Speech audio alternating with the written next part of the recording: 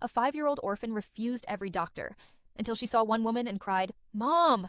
What happened next left the entire hospital speechless. My name is Olivia. I had been an emergency doctor for nearly 10 years.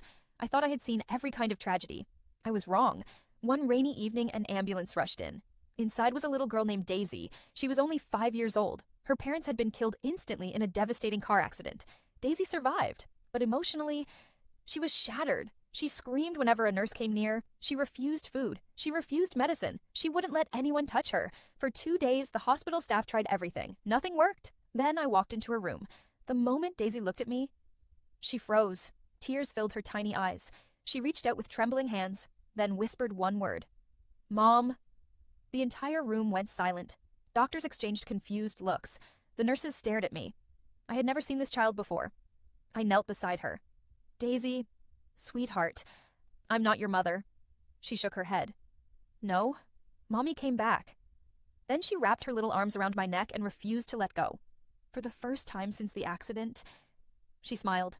She ate her dinner. She let the nurses treat her, but only if I stayed beside her. Nobody could explain it. Days later, the police brought Daisy's belongings. Among them was a family photo. The detective stared at it, then looked at me. His face turned pale. "Dr. Olivia, you need to see this." I looked at the picture. My heart stopped.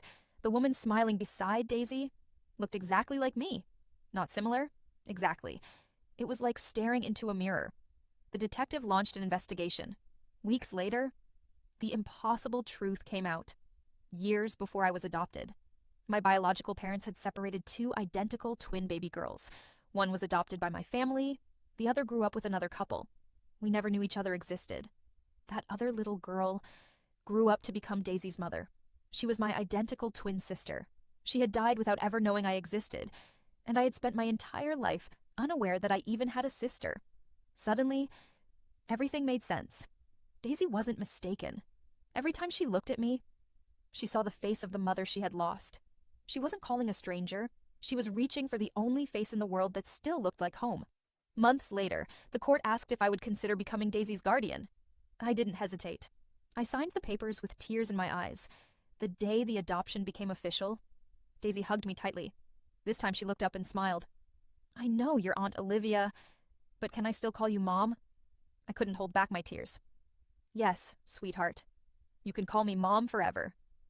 Sometimes, family isn't found by searching. Sometimes, it's discovered through the people who need us most.